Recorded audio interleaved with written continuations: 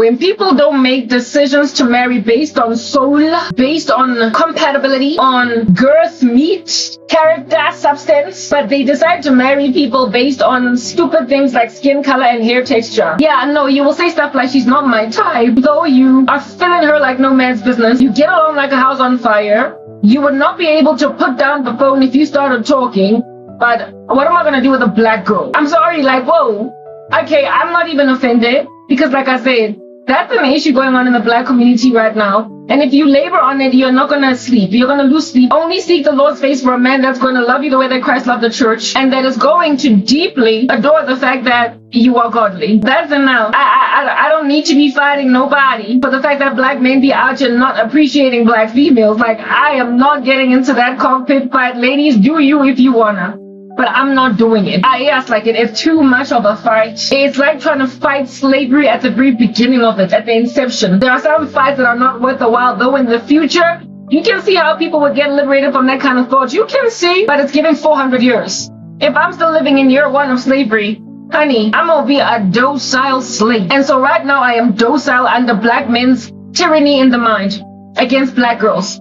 I thoroughly comprehend that maybe after 200 years, they'll stop thinking trash because they will be sitting. Their forefathers will have endured so much pain from taking wives for all the wrong reasons that they will finally realize that Kitiboni was always the one, and so marry Kitiboni. Their children will realize the folly of disregarding black girls. Mara, let their dads make the mistakes that will ultimately cause a revolution that will cause black men of the future to see that you can't be out here imagining that black girls don't compare. Let the future generation fix this cancer. But I'm living in the heat of this indiscretion. And all I can ever ask the Lord for is for my own spouse to not be that little cancer mindset, to not have that kind of mind virus. That's all that I can hope for now. Because I can't fight it. It's too much of it. It's still too rife. It's at the heat of itself. It's at the height of itself. Okay, so this guy said that I'm not his type, but him saying I'm not his type is the very thing that has caused so very many black men to pass up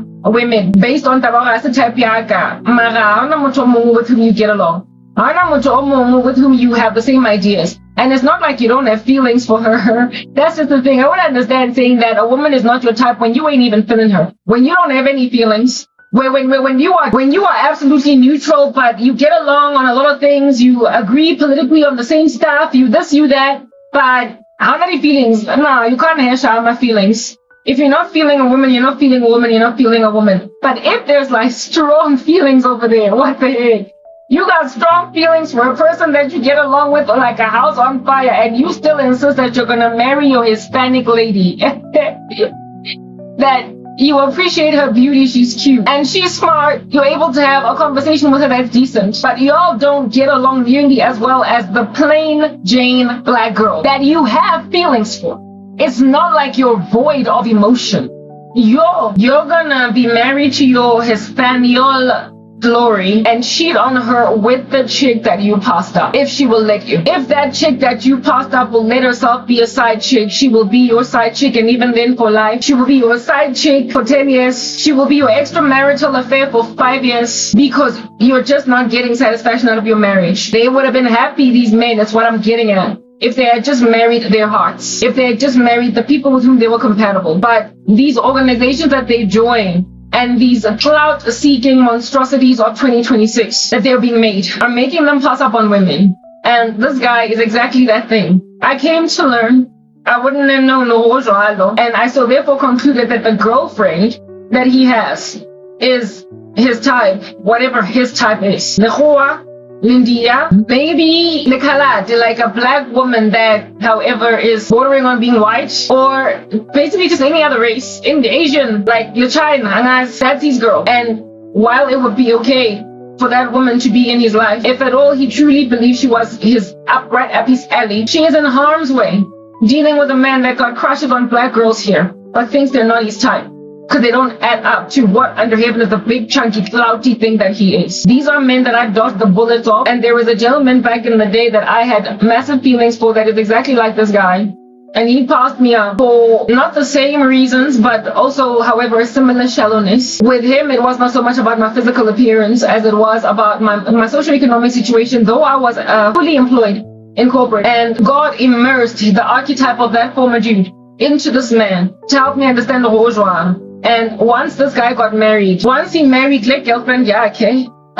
He became the bane of my existence afterwards, y'all. Like, anyway, whatever. But let's continue to talk. Black men are out here marrying women for all the wrong reasons. And like I said, it's not always just about physical beauty, but sometimes it's about money. It's about what they have or who their family members are. Now, there are people back in the day that married based on who's your family, who's your dad. Political marriages where one nation's president or king has a daughter and one nation's president or king has a son, and because of wanting to formulate an alliance politically between these two countries, they then marry the daughter and the son together. It becomes irrelevant if the son or the daughter like each other. Bottom line is, it is a political contract that enables a future of two dynasties as they're in concert with each other. This here man is gonna flagrantly cheat on his wife, and this here woman is, if in and of herself she's a loose cannon, cheat on him, largely be avoided. There will be children that will be made, but people will be sleeping in separate quarters. They're not going to be friends. They're not going to laugh. They're going to eat just for the sake of filling their bellies, but not actually concert in adoring, breaking bread with each other in so eating. And while arranged marriages of this nature have always been a confusion for me, it nonetheless is something that has happened in history that has brought forth entire families in the future. It can be done, it's feasible, but if people are looking for joy in marriage and happiness, they cannot allow themselves to enter into marriages by contract for the sake of proliferating stats. There's no joy over there. So if you're content with dry, bland, whatever, just in the acquisition of a business, just in the acquisition of a lifestyle that looks a certain way, if that's all you're gunning for, a political alliance, then fine, marry in an arranged marriage a king's son or a king's daughter as another king's son or another king's daughter. Go on and enter into a political marriage. If you are content with nothing but a lifestyle, nothing but many cars, nothing about being the CEO of a company, nothing but running a dynasty, if that's all you're gunning for, if you're not out here trying to get all warm and fuzzy and actually enjoy human relationships, if you're so strategic that you're just looking at being a tycoon and nothing else, then strategic alliances are okay. But if you want to be a human being that's out here really enjoying your family, honey, you have got to marry for love, especially men. I spoke about that in my last video. Men are the ones that award women clout. If she doesn't have it, give it to her. And women, you cannot marry down, because then on that day you're going to dismantle your future, your family's dynasty.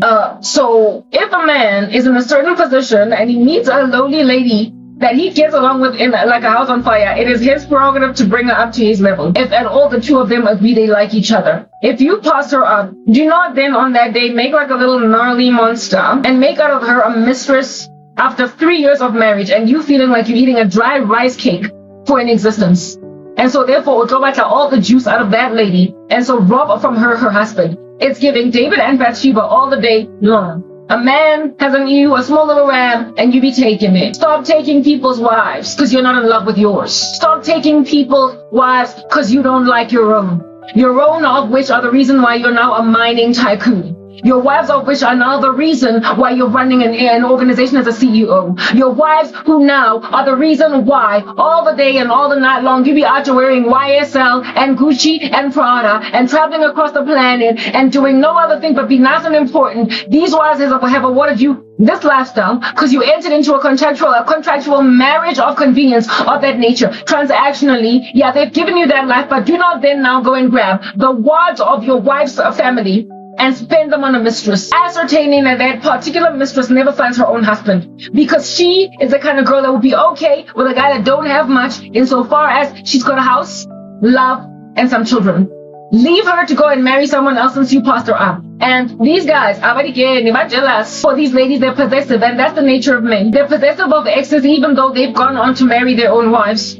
And so they wreak havoc. And that's what's going on with my life. And that's what's going on with this like random dude that I'm talking about. Oh, I'm mammoth content creator. Imagine that I'm not his type, but it's not like he don't got feelings. And it's not like he doesn't think that we get along like a house on fire and we've got the same topics on our tongues. It's only that I'm a black girl. This kind of stuff caused, oh brother guy, a whole chunk of men that I'm about to warn you against. And you ending up like that. This here thing, it caused these guys to go and marry whatever they wanted to marry. And now today they're trying to make out of me a woman that is in an abomination called adultery. They tell their wives, I love you, baby. And then they come here and they pressurize me with witchcraft. If you don't want to be that monster that's just pesky, going up a woman's nostrils, bewitching the living daylights out of her life because you're in love with her while you're married to someone else, you will stop this activity here and now. Cease hostilities against not only my person, but just this cult that you belong to. It's going to make you abuse and terrorize. I'm telling you now. You are a black man, and there are no black men that I can think about in history that I've ever known that even though they went on right ahead to marry colored women or Indian women or whatever, that don't have a history of dating black women. They start out in primary school, crashing on the chicken school because kids are innocent and they don't have mindset along the lines of, I want to be with a white girl. So in the run-up, you tend to be attracted or drawn to that which looks like you. So their crushes in their early life are of black girls. Their high school crush, their primary school black girls. Their first love, likely a black girl. But later on, they were like, hi, colored girls are better. And then they start dating Abba Carroll. And in so dating Abba Carroll undermined black girls, but his first love was a black girl. The one that he met in primary school was a black girl. But now she's not in his league apparently because of her blackness. And he will go on and marry Carol.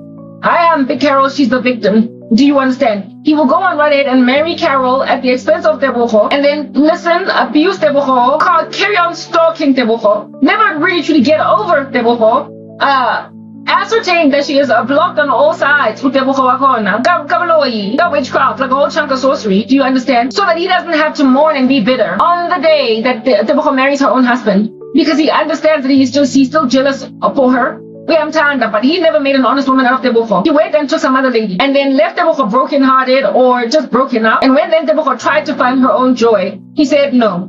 And later on dared have the brazen audacity to try and make out of her a side chick. They just want their bread buttered on both sides and have their cake and eat it too.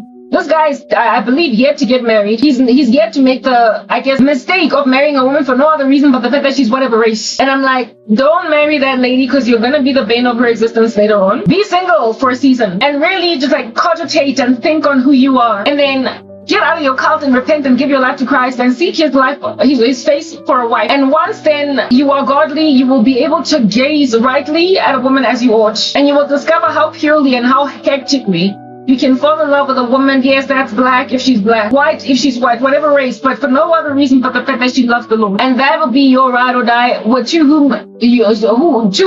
be your ride or die to you, to whom you also ride or die. That will be the one with whom you will go into the sunset galloping like some horses in these streets. That will be the lady that you can rest in the bosom of and feel right at home and swing in a hammock. Do you understand? Understanding that you're right at home. Peace. If you want a woman in your life that is the very epitome of peace, or chill, or blomi lera, ke bumba. If you want a bumba best friend of a wife, you will seek the Lord's face and have no regard for color. If at all your heart is burned and churned and you have feelings, that's enough. Feelings are a sign that you can love her. And if at all your conversations linger from 7 p.m. at night and you only drop the phone at 3 because everybody got to get sleep at 3 a.m., then that's your wife, because you can do no other thing but spend all your time with her. And the only time you're not spending with her is when you're snoring. That's your wife. And if at all you're going to pass up a woman that you can't drop the phone when you're talking with her, if you're going to pass her up and go marry someone else, if you're going to pass up a woman that you have to stalk on Facebook, stalk on Instagram, watch her videos, everything that she uploads, you listen to from beginning to end, and then you go and you marry someone else when you're that enamored elsewhere. Listen, you're putting yourself in a position to stalk the living daylight out of that chick that you passed out and make her life a living nightmare. I've endured your kind of heinous trash. Listen, a lot of times. I'm like what do you call this thing? I'm a dark girl. And there's a man that literally decided that he's not going to pursue me because I am dark. And now today he is up my hair like a tick. He loved me, but I was too black for him. And then there are others that passed me up because I was tall. And they wanted a short little petite lady. There are others that passed me up because I lost a job. That one was the biggest blow to my clout and my stats pertaining men. I lost a job and they were like, what am I going to do with an unemployed woman? And they pursued me well into the wilderness, and now today, I don't know how many men have got the spells on me that they're all married and they're wreaking havoc in my life. Allow me to be sound counsel to your ugly bones, because your bones are ugly though you is a fine brother. Allow me to be sound counsel to those rotten bones that they might live. a valley of dry bones. That the way that you think today is going to put you in an adulterous marriage. That you are going to always try to escape in order to be with the woman you really love. Because you married one that you really like because of what she means for your clout. A woman that all of your business partners and the people with whom you are allied will say, congratulations, you did well over here. But they will know just how cold as ice you are in the house. After all, she's not your heart. Mamela. Men who don't marry women they love, I beg you with every bone in my body. There is a biracial relationship that I can look at where I can see that a man is truly besotted with his wife and she is another race while he is another race. Because I guess bayafanela and bayatandan, but you will cringe at that marriage because of just how crazy the woman is. But he loves her anyway, all the same, cause when a man loves a woman, this man is clearly, evidently besotted with his wife and no one can say jack. John Legend and Chrissy Teigen, or Legend. He loves his wife, it's clear. He's black, I believe half black, half Asian. And Chrissy is just full on Asian. I don't know what she is. She is a combination. I don't know, Chrissy, what is her race. But John Legend really loved that woman. He really does, you can see it. It's a biracial relationship and wouldn't know time. So like I said, the issue here is not in biraciality because if you really love a woman, even her trash with her crazy politics, when she speaks it and she does weird stuff and her face becomes like a pillow because of all her plastic surgery, her man is sticking around because listen, this here is my heart. He even went and wrote the whole song about her. There's nothing else out here that makes any kind of sense for John Legend other than that woman. Though some of us don't understand because sometimes when a daughter loves a lady, you gotta leave the dude alone because he's gonna love her, cherish her the way that Christ loved the church, even though they're ungodly, the two of them. So if you want a Chrissy Teigen type John Legend mixture, you will just stop looking at nothing but race, do you understand, when it comes to dating. Like, do not allow yourself to do weird, trashy, ugly, and like nasty stuff. And then next thing out, you try to make mistresses out of other human beings. Go and marry women that you feel like this is right up my alley for real because you're really in love. Do not marry women because they are Asian or white or purple. What in the world is going on over there? So I'm going to tell you now a story.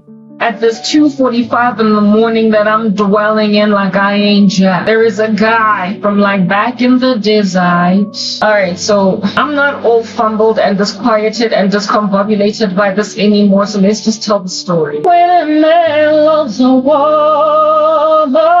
Like, you know, there are people that when you meet them somewhere, though you don't know what it is, you just know that that is it. I have never met anyone in my whole entirety as an existing human soul that I ever felt that way about. There's only been one human being that I've ever met that at the date and on that very day that I met them, though I didn't know what in the world that was, it just was that thing. And he passed me out. It couldn't have worked for a myriad of other reasons, but nonetheless, let's tell the story for why it would have worked. It might have worked. How a single other guy that I've ever met, let us repeat this, that I met and the two of us in that space, in that instance, in that moment, said within ourselves, I don't know what it is, but that thing that we don't know what it is, it's it. He was the only guy that ever rocked up, that I crossed paths with, that I did not know what in the world was going on over there, but it was going on. Everybody else, it took a little minute for me to acclimate to the prospect of being with them. Everybody else I was hooked up with, and so I didn't like them at first, but then after looking at them long enough, I was like, okay, we'll try it. Everybody else hollered at me, and only then, even though they were around in the room all this time, did I then agree to date them because, okay, you like me, you're kind of cute. But he was the one that the two of us, as soon as we locked eyes, met. It was like, I don't know what it is, but it's that thing. Okay, and I met him on training. I could have been like, I was dating my ex at the time. I was in a relationship. That's why God put the archetype of this man into this guy that I'm also telling you guys about right now. Because now today he's in some kind of situation. Anyway, this guy, I was dating a guy. I already told you guys that the guy that I dated for 5 years, he was frustrating me so much that I was thoroughly like convinced that I'm gonna leave him for another guy. But I just had to be in a relationship. So I couldn't leave him, be single, and then be with another guy. Also, so I evidently could go nowhere. But nonetheless, I was in a relationship. My head was like a periscope, but I was not trying to meet anybody. So my colleague, so for MTN, we had to have this like quota of training that we had to attend per year in order for us to meet our KPIs. And I was booked on training. Some months ago, I went on the system on the internet and I'm booked training. And I totally forgot about it. And I was always arriving at work nice and late like I and Jack. Yeah, I've always been on that making things like I and Jack. I was always working up in the office nice and late like I and Jack. Yeah, we can't have it all. I was not the best of tardy employees. But MTN had flexi hours, so it looked like I chose it. But I couldn't wake up. I couldn't wait. Look, right now it's 2:49. I'm a night owl. What's with waking up at the crack of dawn? Anyway, couldn't wake up. So I was always late, but it's okay because it's flexi hours. If I get to the office at 9:30, it ain't Jack. My boss ain't gonna feel it. Nobody's gonna feel it. Yeah, but that particular day I had training and I forgot. So I rock up at the office at that 9:30 of an ungodly hour. And my colleague, who was an administrator for the team that I was in, at that stage, I wasn't. Was I a project manager? No, I wasn't, because only when I became a project manager did I actually use up my wardrobe, because my salary could afford to help me use up my wardrobe. But I was very frumpy in the beginning of my career at MTN in particular. Like, I just make it sarcasm in the way that I used to dress. I was frumpy and I had gained weight because I was dating this guy that I was very comfortable with, and so I ate like just an excess of McDonald's all the time with him because I felt like I could just trust myself in his presence. So I was chubby, not chubby, but slightly fresher. I've never been chubby, and I was swallowing Diane 35 so I don't fall pregnant. So it just added to all the water retention. I wasn't the skinniest of dames. I was 24. I remember I was 24. I was exactly 24. I started dating this ex-boyfriend of mine. Was I 20? I wasn't 24. How old was I? 25, 24? I was 24. Because I kind of got born again at 26. And then I lost my job at like 29. 3 years later, I lost my job. I dated my ex from the age of 22 to like, you're not 26 AO. So I remember I was 24 because I had this like one hairstyle prior to my birthday that I took a photo of in the mirror. And it was shortly before my 24th birthday. And on that day that I met this guy, I still had that hairstyle. So I was definitely 24. I was 24 and this guy was 25, 26, 28. He was 4 years older than me. I was 24 years old. I'm dating my guy that I'm dating at the time. I booked myself on training weeks or months prior. The training date comes, I forgot about training, and I'm always late at work. So at first, the training was at Constantia. So MTN had these like two separate buildings. Okay, MTN had these two separate buildings. There was like the head office, and then there were the office buildings that they had rented in another building called Constantia, where they had other employees that did other things over there, whatever they did. Okay, and every so often training did not happen on site at the main campus, but at Constantia, which was just across the highway. It was just across the N1. It wasn't far. Like, you could have walked there, but listen, nobody's walking, okay? Yeah, all right, cool beans and banana peels. So I woke up. I used to work in the main campus. The story, I despise telling my stories because, well, I am cool while I'm sharing my stories here. Every time I listen to my content, I get such a bad case of nostalgia. My heart breaks because of how much people hurt me. So I hate having to reminisce. But anyway, we tell a story. I rock up at work, and at this stage, when I was 24, I was not yet a project manager. I would only get promoted maybe like a year later. Yeah, I would definitely get promoted like a year later. No, I wasn't 24. I was 25. Because I started working at MTN. Yeah, it was a year before my redemption. I got born again at 26. I was 25. When I worked at MTN, I had a big fat 25th birthday party, I remember. And it was shortly after starting to work at MTN in 2009. I was 25. I was 25 years old. And so I guess that photograph, I took it when I was 25, then not 24. Okay. I was 25 years old, and I was in a relationship at that stage with a guy that I was dating from the age of 22 for now 3 years. And I was unhappy. No, I wasn't unhappy. Listen, that would be unfair. I was just in between worlds because I was on some straighten up fly, right? Or I'm out of the door, dog. I can't say I was unhappy. That would be so unfair on him. I wasn't unhappy. I was content. However, things could improve, I guess. But isn't that all relationships? Anyway, whatever. Yeah, tap establishment thing. But this guy was on thin ice. He was on thin ice, the guy that I was dating. Because on that drop a ball, didn't let and I don't know so I don't know what's going on with that. Cool beans and banana peels. I need to blow my nose again. And this guy, if I'm 25, this guy then is 29 because he was 4 years older than me. I'm sorry. Oh, do you despise it when I like clean my nose? Well, guess what? You would despise it even more if I didn't. Okay. You'd be like, oh, what's that? Ugh. That's how you be rolling. Anyway, here it is that I'm 25, right? I go to this training and my colleague, why was this chick sitting where we sat? Oh, there was a time, I get it was before my promotion. There was a time when the administrators were made to sit more or less in the same team space. Like the same, we used to administrate the programs of program managers, but they made us sit in like the same sort of area, whereas before we used to sit with our teams. Yeah, so now I was sitting near administrators. And if you were not sitting near administrators, I would not have gone to this training because no one would have reminded me that I had training and I was out here missing all the way out on this training. Okay, I go to the office, rock up 9:30. I give Peter, my colleague, some chick that betrayed everybody, betrayed me. But anyway, it's like, Karabo, what are you doing here? You're supposed to be on training. I guess she was checking up on everybody's stats. Why was that chick aware that I was supposed to be on training? Oh, yes, I remember. The administrators sat together, but she used to be an administrator of administrators because she belonged to the main big boss lady. So she knew pretty much everything that was going on with all of us, okay? So when I rocked up at work, then she was like, what are you doing here? You're supposed to be elsewhere. You're supposed to be go Constantia. I was like, oh, Chanel. Oh, my goodness. Kind of what think 9:30 training. It's like 9. And I am in the office at 9:30.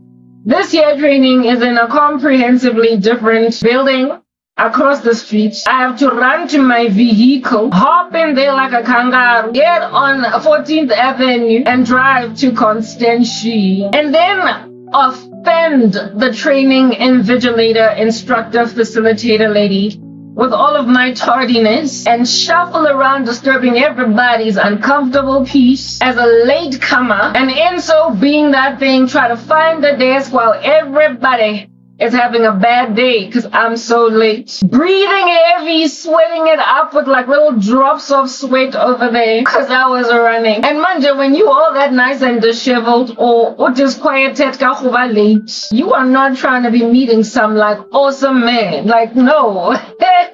So here it is that I go to training. I run. I get there. I get at 9:30 was when I got to when I'm out here chatting for 20,000 years, the cat gets so busy, but I cannot let her out because it's raining outside and it's like 2:58, almost 3 a.m. in the morning. It's not really raining anymore, but like, no, I'm not opening. Anyway, whatever. Yeah, so let me just carry on telling the story. Hopefully my cat will find her, will regroup. Okay. I go to training. I rock up there. Like I said, I left the other building at like 9:30. So this is now maybe like 9:45 to 10, maybe even 10 to 10. I can't say it took like 20 minutes because it was just like a really short drive. Yeah, let's say 9:45 to 10. Training started at 9, so 45 minutes. I'm late, right? And I, of course, rock up there. And I remember that day I had a hairstyle similar to this one because I've always just ever since I left, ever since second year at Wits, I've had natural hair. I just did not appreciate relaxer anymore. So I had styled my natural hair in a similar fashion to this, but there was not as much of it as there is on my head right now. There was less of it, okay? And I rock up at this training, having run, and I'm a little bit glistening with just a layer of sweat because I was running, right? I open the door and I get to training. It's late. Everybody's seated down. Everybody has written their names on the little cards that you fold up and you put your name there. Lerato, Pinky, Debo, Tabo, Peter, Jack, right? Everybody has already introduced everybody on some high. I'm Lerato, and I work for marketing. I've been working for MTN for 6 months. And yeah, nice to meet you guys. Hi, Lerato. I'm this, I'm that. Everybody has done their rounds. The facilitator has introduced herself. Frankly, this is now the training is happening. Do you understand? I rock up at training and I'm late. Everybody's done the intros. And there is this desk at a corner. So there's 3 desks and this is the door. There is a round desk here, a round table where there are delegates sitting. Then there is this delegate sitting over there and then a third one delegates. So 3 round tables where delegates being trained were seated. And the first 2 were full. They were populated because everybody, I just sat down there first. And then the last table, there were only 2 people sitting there. So almost as if though, but I did not know any of that. They were also late. Nah, probably not. Maybe they just chose to sit there, but it was these 2 guys.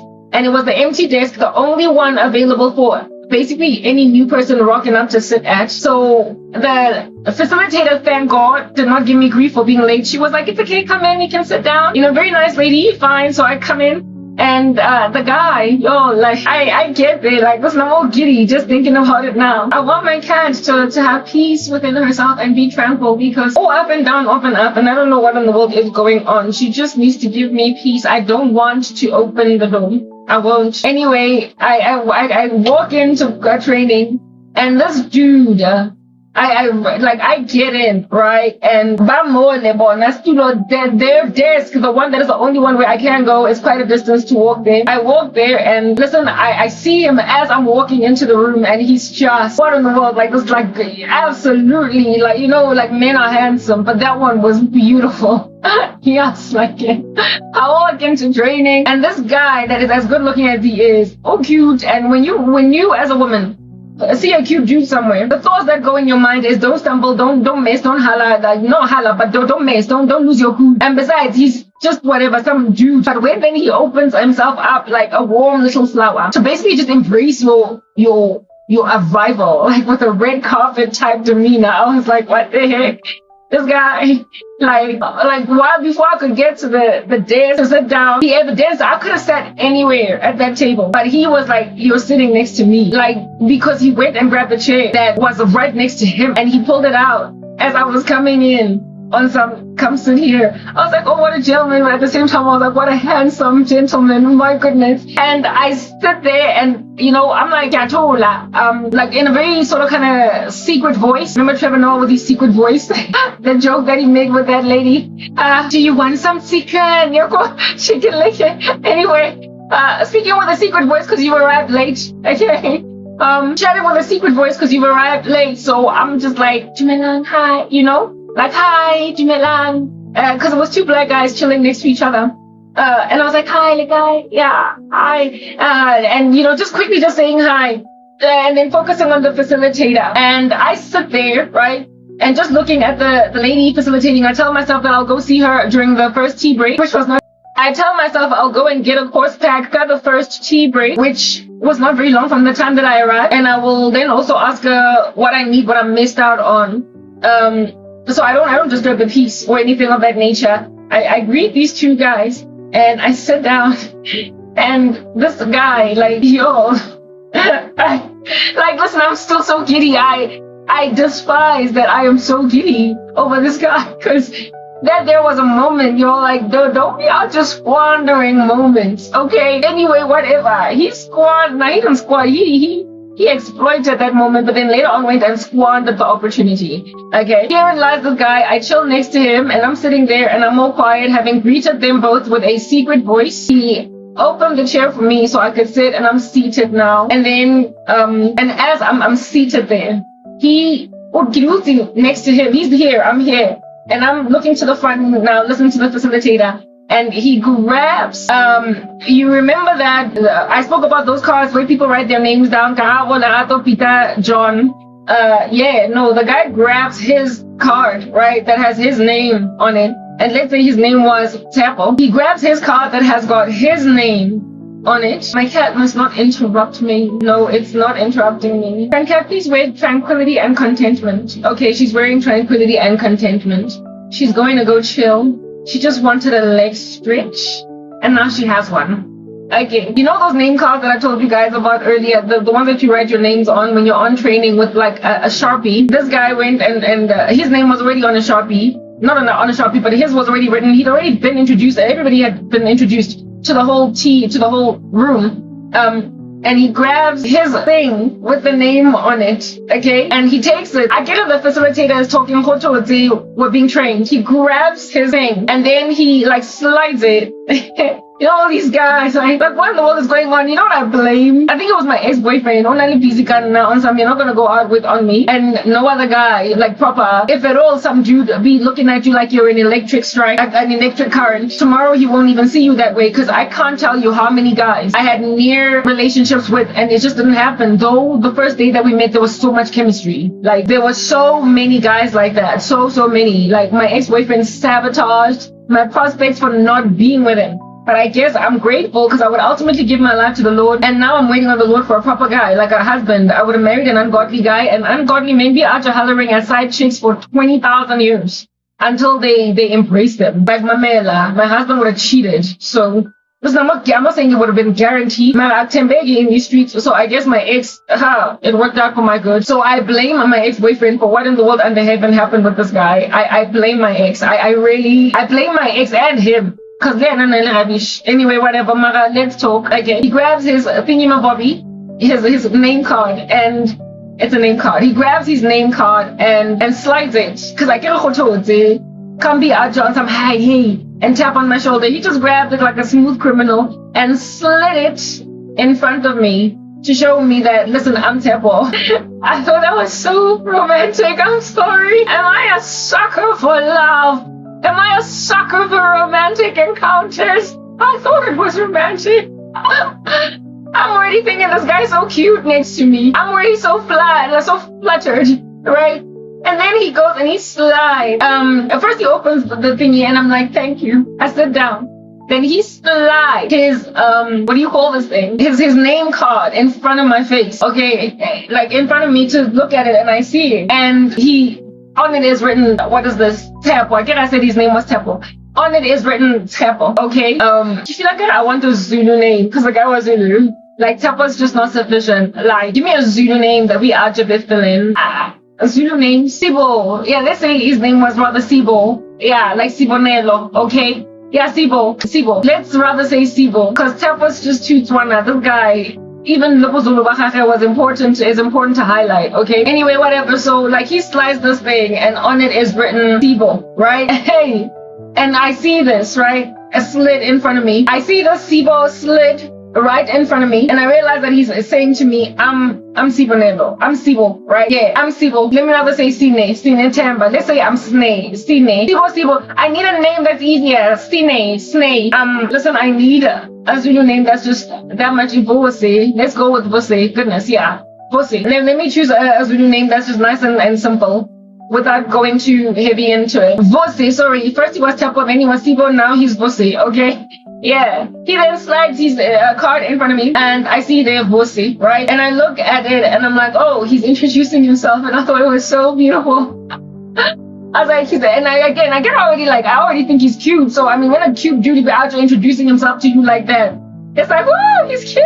On top of that, so I see his pussy name, and at which point, upon seeing that his name is Pussy, right, he then hands me a card. I get it, there were cards laying on the table, as many as there were delegates around the table in order to write their names down. And that table had only 2 people on it, so there were like a few cards that were yet to be used. That were just chilling there with a Sharpie on them, and so this guy like slides his name in front of me to show me that I'm Sibo while the facilitator is trading, and then grabs a name card and a Sharpie, and then he gives it to me on some, and you are, oh, you're so beautiful. So he slides his name, I see Pussy, and then he's like, here, who are you? We can't talk, because it would be interrupting the peace in these streets.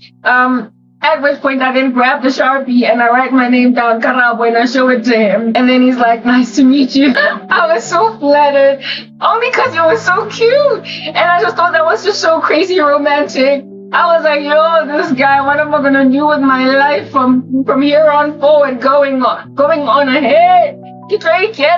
Anyway, whatever. Finally, we arrive at the midway mark, and not midway, sorry, but at T, right? Like maybe like 10:30. Tiafiga, 10:30. And instead of this guy going out to go and get like coffee, little biscuits, the muffins and whatnot, he just sat there. He's like, so, Karabo, yeah, no, I'm Pussy. Like, fancy to meet you here.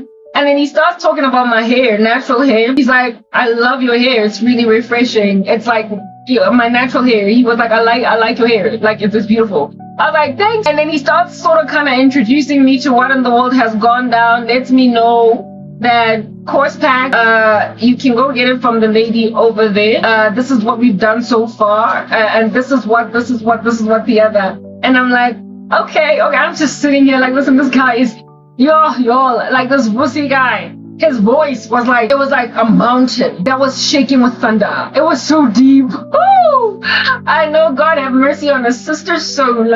Anyway, whatever. So he just had this like beautiful, deep voice, and he just spoke so well. And he was so well-mannered, and he was so chivalrous, and he was just, he had game. It's what I'm getting at. And all I could think about was, ain't no dude out there be trying to talk to a girl all this long and not trying to take her number. That training was for 2 days. I was like, obviously this guy's gonna take my number after the second day, and I had told myself that if it works, if it makes all kinds of sense, my ex-boyfriend is on the way out, dog.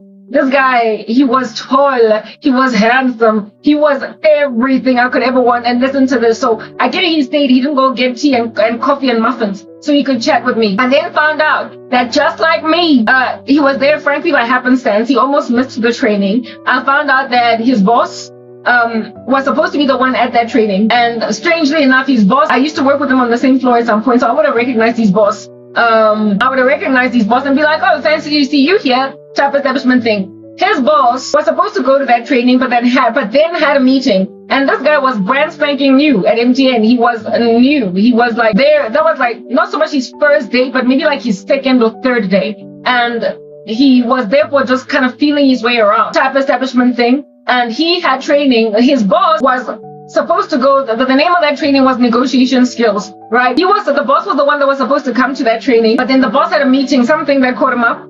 And so he sent this guy, seeing as he was new, seeing as he was sort of kind of feeling his way around, he didn't yet have clients. He was, yeah, like I said, so the boss was like, okay, I can't go to this training, please go on my behalf. And so he came. I was therefore not supposed to meet him. And you know, women out here be like romanticizing everything. They be out here fantasizing about every last crazy incendiary thing. So as a lady, you thinking, oh, I almost never made it to training, and he wasn't supposed to come here, but then his boss was caught up in something else and sent him. So this is obviously providence. Like, listen, this is like the stuff of heaven. I'm not born again. I got a man. Mamela, I have a man, but I'm leaving if it calls for it. This is out here before me getting born again, so don't think that I had a streak in me to be messing up with happy homes. And so therefore, evidently, I still can't do that thing today. I'm a changed woman, I'm born again, I'm a new creation, okay? Don't try and capitalize on this monstrous occasion. Anyway, whatever. So this here guy, I tell myself that second day, obviously, he's gonna holler at me, he's gonna try and get my number, Santi. That's why my ex-boyfriend, he is hot and bothered and high and low, responsible for why guys that wanted to talk to me just didn't. Okay? Anyway, whatever. So herein lies the first day. This guy, I got tea time. We chat like this. He gives me his whole story rap sheet as to what's going on over there. I find out what his profession is. I didn't tell him where it is that I'm chilling. He works in this side of MTN, whereas I worked at 14th Avenue, right? Like across the building. So yeah, now he was based on this side of town. Like he didn't work in the main building, in the main campus. So I wouldn't essentially be privy to him pretty much every day or whatever. Fine. The first lunch break, this dude spent it with me. And then as the day progressed, we would, I get the name of the training is negotiation skills. So there was like a role play that we had to do where one was negotiating and one was the negotiatee to now employ these here skills to negotiate. And this guy was like, let's pair up. Like, I'm pairing with you. Like, I get there's this guy, the owner of tasking. That's her. There was the third guy over here. Let's call him Tebogo. There was Tebogo and then there was Vusi. And then there was me. As soon as the facilitator lady was like, pair with someone. This guy was not even trying to holler at his boy, the guy that I found him there with. He was like, I'm pairing with you. I'm pairing with you. And so this guy had to go and stand up from where it is that he's sitting and pair up with other people in other, like in the team, in the room. And then he was like, I'm pairing with you, I was like, cool, very well, yeah. So we worked together and we chatted, and the whole time it was just so warm. Listen, I'm not even lying to you. The whole time it's like we kind of known each other for a minute, and there was just a warmth over there. Like I was hanging out, I was chilling with my dude, like my friend. Like I said, I don't know what it was. There are certain people that you meet and you don't know what it is, that thing, but it's there. And it was there. And there was so much comfort, like warmth, like just me go chill, man. It was just rested. It was like a hammock. It was like, this is it. And this guy made my heart bleed on Kutra because that was it, yo. Like, he would have been so at home with me and I would have been so at home with him. So here it is that we're working here on this project. There was chemistry indeed, but there was also just rest. Like, nobody was trying too hard. Everything was just free flowing. This is the kind of stuff that, listen, this would have been made for an excellent story at dinner, dude. One time telling our kids how we done met, but like, nah, you messed up. And then this guy had a kid, and I didn't want the guy that had a kid, but I so liked this guy that I was like, for you, I'll be a stepmom. I would have taken his daughter. I would have taken her. Like, hey, yo, I like this guy. Yes, Shem, no mutlona. Wait again. Yeah, listen, I'm telling you stories, okay, that you might understand. With every bone in your body, like the stuff that's happening in 2026 or in these recent days that's causing people to pass people out. It's just, you're passing up too much. You're passing up that thing. You're passing up essentially it. Like, you know, when people say this is it, you're passing up it. And like, you only live once, YOLO. Do you understand? You only live once. You can't be passing it up when you only live once. So, like, what in the world? Anyway, whatever. So, it felt right at home. We worked together. Finally, it was our turn to basically do the role play with the negotiation skills thing. And when we were, okay, so he was the one, I can't remember, it was like a vehicle salesman role play where I was negotiating to lower the price of the car or whatever. And he was the salesman. And we were sitting down out here doing this negotiation skills thing. And he out here gave me the price for the car. Yo, welcome, ma'am. Welcome, ma'am. The vehicle is 100,000 cool mashanguras. And I'm like, I feel as if though 80,000 cool mashanguras is how much this here vehicle ought to be retailing for. And then I start basically employing all these negotiation skills. I start talking. He first started offering me the price of the car. And then when I started to talk, this guy, listen, he just froze. Apparently there is a bird out there in the wilderness that catches its prey by magnetizing it, that it might freeze in that position, not move, that the bird might just go in and catch it. There is a power that it has that causes its prey to just freeze. Well, the bird can just go in and grab it, okay? This guy froze almost like I was a soaring eagle and he was like a rodent on the ground. Proper, I was speaking and he was just like, it's almost as if though he was looking into me. And to a point where it distracted me because now I basically had a broke character. I got uncomfortable because I was like, low-key almost trying to be like, come back, like what's going on? He was lost in me.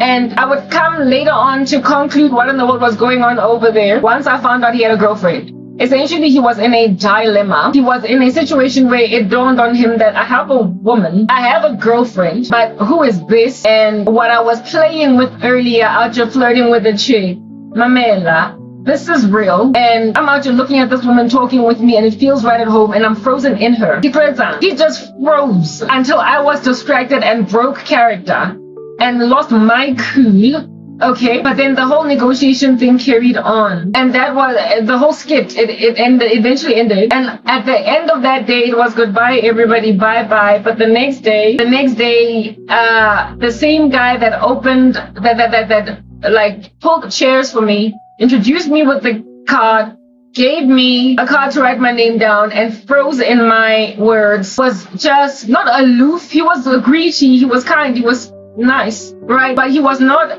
as into the thing that I was as I was. And Mamela, what we exchanged on that first day of training was for me so poignant that I immediately went home because like when you like a person, you be cyber stalking them. I went on Facebook to try and look for him because of course I knew his name and surname as a colleague. I went and I searched for him on Facebook and I found him. And he had one of those your name profiles that I guess are open and you can see everything that's going on. Nasa private, it wasn't only, like friends only. He didn't have one of those friends only Facebook pages. Yeah, type establishment thing. So I out here went in there and I came to learn that Unali girlfriend.